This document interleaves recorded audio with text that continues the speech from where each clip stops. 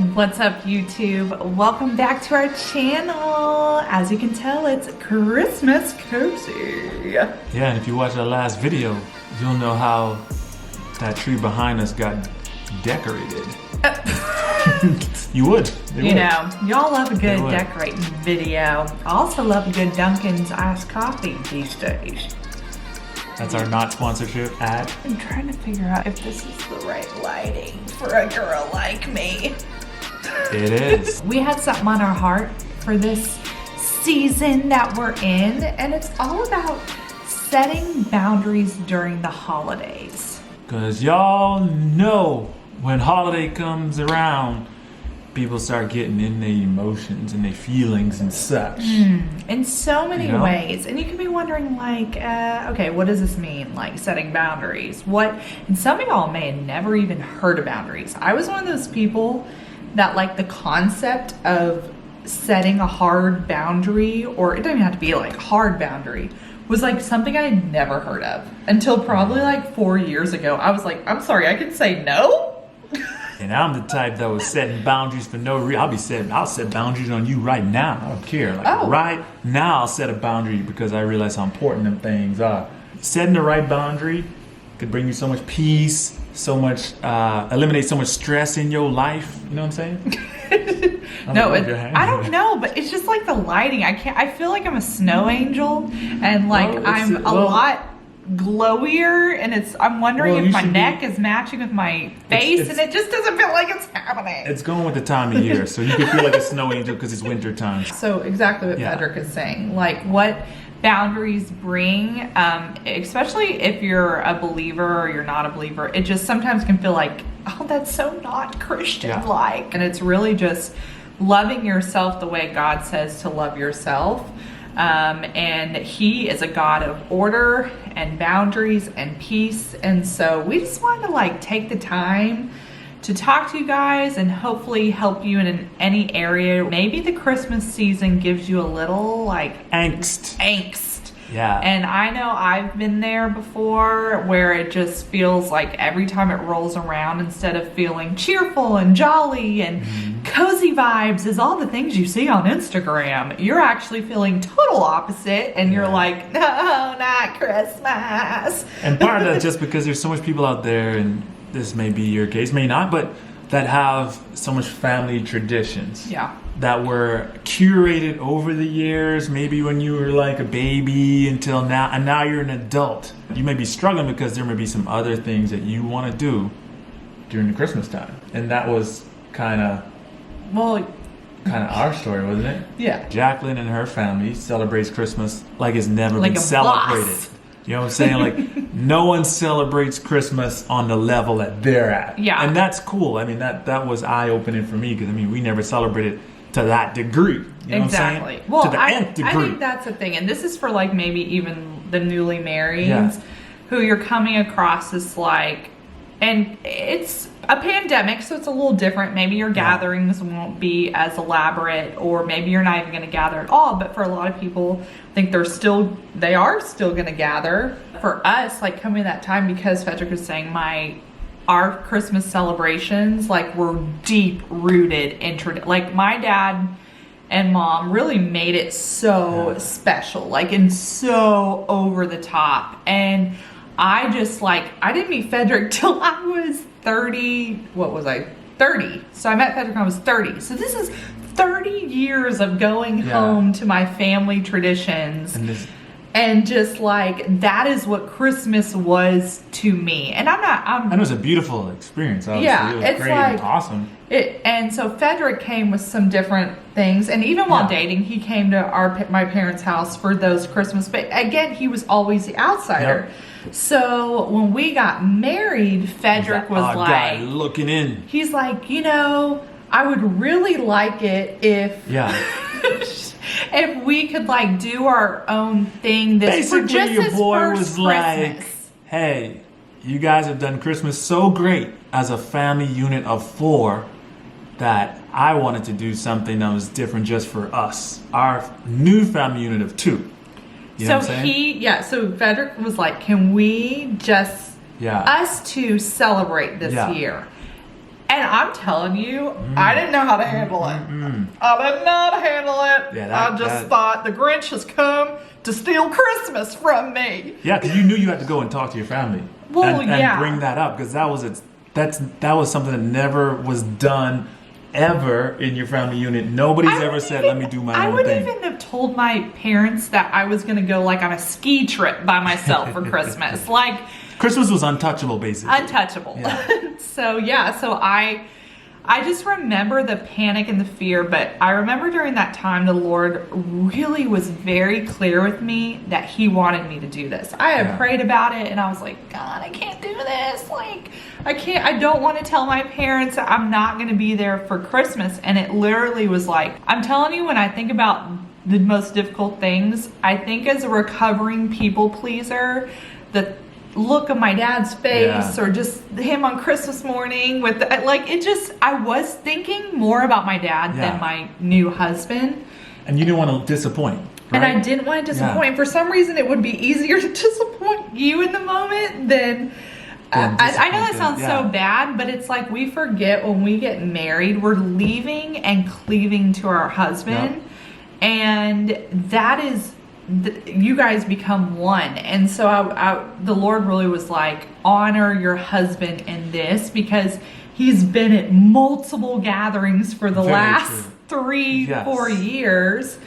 And this is something you can gift to your husband. And I just, And I represented her future, like where we were going. You know, her family and the traditions were those of the past, right? And what we were trying to start was something of that we can do for the future, moving forward as we started building our family and doing our things. And boundaries are so necessary, especially in that moment, and because they help to preserve your freedom, or help us to keep the freedom to choose. The freedom to choose. That's like our first point. You know, protecting your freedom to choose. I think, whether you're single or married or been doing the Christmases for 50 years, and this year you're like, you know what, I would really like to just stay home with my kids by myself. Like Mama Joe is not feeling it, and she always cooks sweet potato casserole, and then Uncle Johnny comes in, and it's just like, what will they say if we are not coming? But the thing is, like, no one should be holding you so tightly that you can't express what you want to do this year. Jesus gives us His Spirit, and it's a spirit of freedom and not held or bound by human tradition and thought and opinion. So if you're even afraid to express, hey, I would like to do this year, right there is maybe an issue you need to take with the Lord. There's some boundaries that need to be put in place. There's some boundaries. Because you should have the freedom to choose if you're a grown adult. I mean, especially living on your own, or if you're of age, and you want to do something different this year. Whether it's hanging with your friends, or you want to do something with your spouse, or you just want to hang out by yourself. Just go have a little staycation somewhere. Whatever you want to do, you should be able to do that. Without being ridiculed and without, persecution, I guess, for wanting to do something different. I would really just bring the Lord into all your traditions and ask if the Lord wants to do anything new. It could be even just, hey, Mom and Dad, we've done this this year. I really don't have the budget to buy 500,000 gifts for everybody. Can we just get in a group circle and hug? So it's just even conversations like that I know from friends and conversations I've had with people that they're just afraid to even mention that kind of stuff. And I'm like, where is this coming from? And there's some people that are probably out there that probably their families probably met all the time, all these years, and they always cook a pot roast or something. And the thing is, you may not even pot roast, and they may not like pot roast. And all this time they're forced to eat pot roast, and they're too afraid to tell their people, hey, maybe this year let's make a turkey or let's make a ham. Just freedom to choose. I don't really love different ham. Things. No, but someone out there loves ham. I love freshly baked ham, when it comes out of the oven. But then the next day, don't you feel like it gets a little dry? It gets a little dry. You need a good glaze on your ham. If you got a good glaze on your ham, hey, I might take a slice or two of that if you got a good orange glaze going. Another thing, boundaries during the holidays is during those family gatherings, maybe, protecting your heart. Is that what I was going to say? I don't know, but that was a very tiny heart. Protecting your heart. So when you do gather. Yes, this is important. Family can, there are like so many situations where extended family and just family that you do gather with can be stressful. Like I know each of you guys are individually in different scenarios, and maybe this is not your situation, but I do know many people that literally it gives them anxiety up to 9,000 to know that they have to be in these environments. And there's always probably... Why is that? Well, they're probably asking questions like, when you getting married? Yeah, you got a girlfriend yet? Questions. When you gonna have a baby? When you gonna invite us over for dinner? Yeah. No one trying to invite you over to dinner if you asking them questions like that at the Thanksgiving table. Or someone trying to eat their pot roast and their turkey and their honey glazed ham and stuff. I think being married, like, I even just am so aware of those kind of questions that, you know, annoying married people can say to single people. Like, and because I was that person for 30 something years, and it...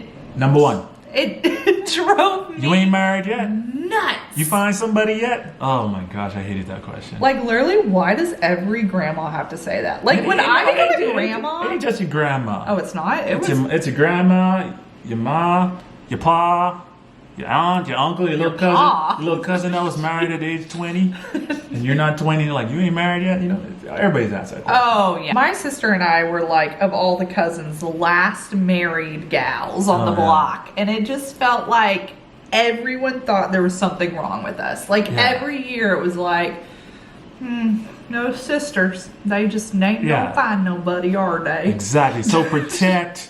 Heart. Yeah, protect it, because then that could actually make you feel like there's something wrong with you. Exactly. And there's not. And all you need to do is bounce up in there and be like, Auntie Tina, look at me. Okay, Auntie Tina, look at me. Now look.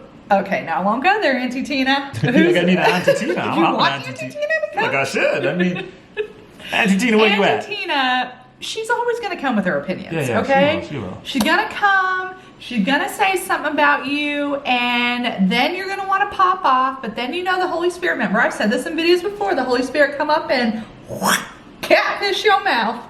Yeah.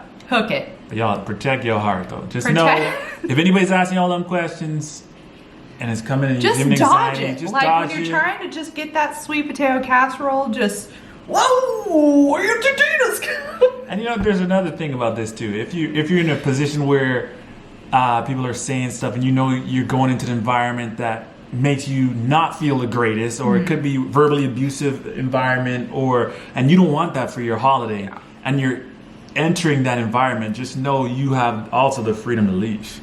Like, just get up out of there. Like, you don't have to stay and take that. And just because it's Christmas time and that's your family, you hanging with your family, like, you don't have to take none of that stuff. Just get up, and get out. Well, that's that simple. That's all about protecting your peace. That was next. I jumped the gun. That was the third. But it is about protecting your peace. Yes. Now, God gives you the Holy Spirit, and when your peace is rocked, like, you know it. You know, like, I think sometimes we just think, oh, I gotta take it. I just gotta take it. And you don't. You don't. Like, you literally, it's just like friendships. You think about someone who's like verbally abusing you all the time, and you just think, oh, I mean, you wouldn't say, oh, I just need to take this. I just need to take this. No, you're going to leave. Get up, get out of there. So protect your peace. If this is a place where you know stuff is going to hit the fan, and you want your holiday experience to be so much better and so much peaceful, and you know you could achieve that by yourself, but you're like, if I go over to Aunt Tina's house again, things gonna pop off, it's gonna get wild, and then I'm not gonna enjoy my holiday. So if that's the case, you might as well just don't go. Just do your own thing if that's what you feel the Lord's leading you to do. Yeah. Maybe spend it with some other people. Don't spend it with Tina. Hey, if your name is Tina and you're not, you know what? I know you're a great aunt. Crazy thing is, there are people there that like I said, do dread coming into environments. And the thing is, maybe you just need to step out. Like, I remember situations where I just had to step on out. Yeah. Just go take a smoke break with the rest of my smoker family. Was you smoking? No, I wasn't. Oh.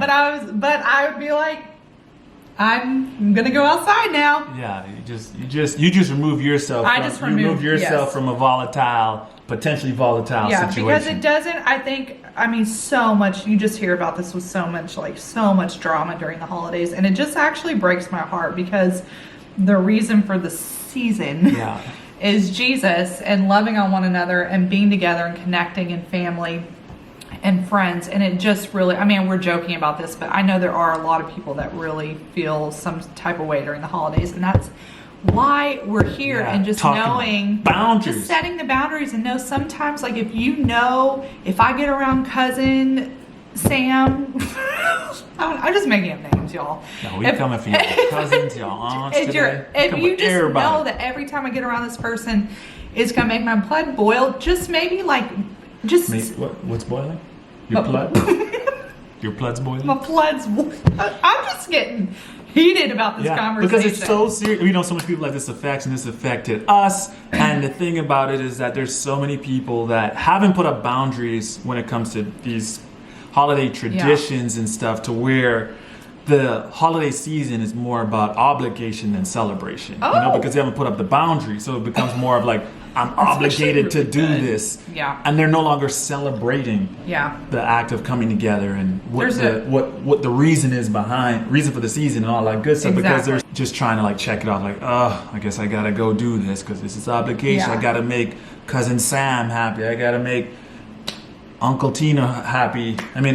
Aunt Tina happy. And I think that is with like family. There's just more of this obligation because it's family, but it's like, we have the power, back to the power of choosing. We have the power to be like, if Christmas is a very special time for you, you do get to create like that day and those memories. And especially now that we have kids and there's nothing crazy we're going through, but it's just, you do think about like kids and like, what do I want them around during that day? Like, how are we making this? Because now it's not about me and Fedrick and our jolly good time. Nobody cares about us. Nobody cares about us anymore. It's for the kids, like, what kind of environment am I providing my kids? What am I exposing them to? And that could be like your kids around certain family members, and it's like, it's okay just to set that up and protect and cover. And then non like crazy things would just be like, as a parent, if you're like a new mom, a new parent, and you're like stressed out about the baby being and the schedules and all that, it's okay to set a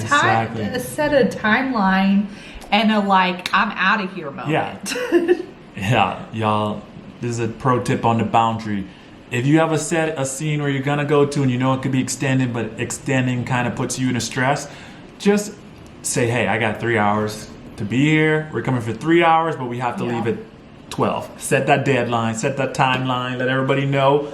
Clear expectations. We'll be here till 12, then we gotta leave because we got them naps. Let me just say, Fedrick is I say this, but Fedrick is way better at that than me. I'll be like, what time? Oh my God. I just spit everywhere. I feel like guys are always like, what time are we going to leave? Or what time is the football game coming on? Because I need to be back to watch it.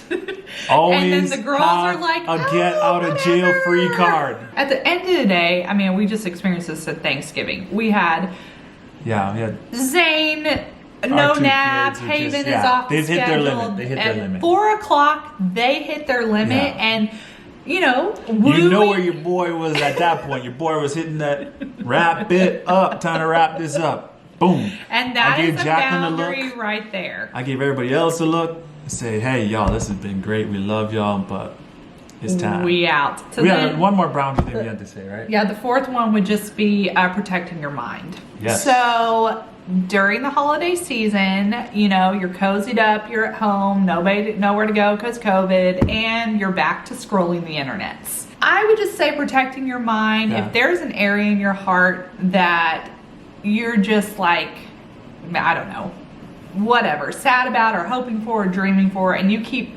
following people, that like every time you scroll, you're like, it just makes you mad just seeing their highlight curated reels, environment, highlight reels, and how all their nice spread and stuff, and how maybe their family looks like they love each other and peaceful, and and yours is, you know, a hot mess at times. You guys argued at the dinner table, and their family don't look like, and just make you mad looking at it. Don't look at that stuff. Like, just don't. Yeah. If the new Kelly Rowland movie just makes you, it's really sad, then, you know, catch Kelly in March. We keep saying the curated, the highlight reel, the cozy hot chocolate dates, and then just remember, they probably yelled at their kids like in the car 2 seconds later and then went. It may not be as it seems. But, you know, I hope people are being their authentic self as best as they can on the internet. But just know, like, literally, I said in one of our last videos, I had to get off the internet just because sometimes, like all of us, we can get in a little bit of a rut of like, I'm just like scrolling way too much. And it's like eating kind of junk food. If you don't get on and let someone add value and then pop off, and then you add value on the internet and then pop off. This is going on a different rant. Guarding your heart, and when it comes to look what you're ingesting in social media, like, you have to watch out for the comparison factor, right? You see people, you don't want to compare your holiday experience or your celebrations to those of others, because theirs may look more lavish and stuff, and then you start getting envious of theirs, and then you miss the great moments that happened as you were celebrating your holidays. You know, you don't want to miss that looking through the lens of comparison. Just remember, what you're scrolling gets in your spirit. So if you need to unfollow some people this season, get on in that.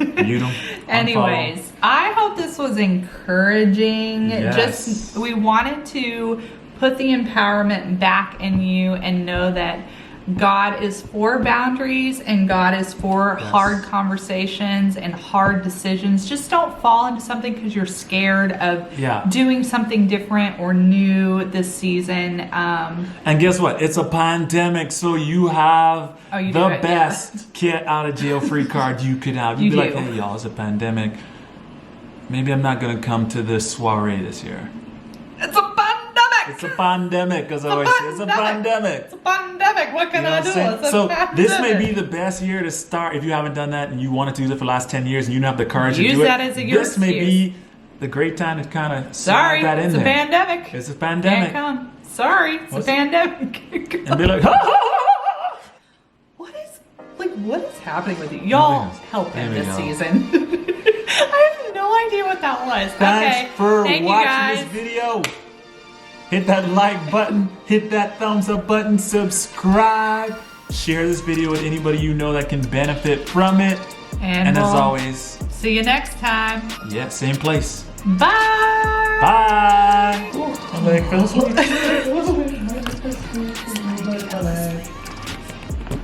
Take a picture. And be like, ha ha.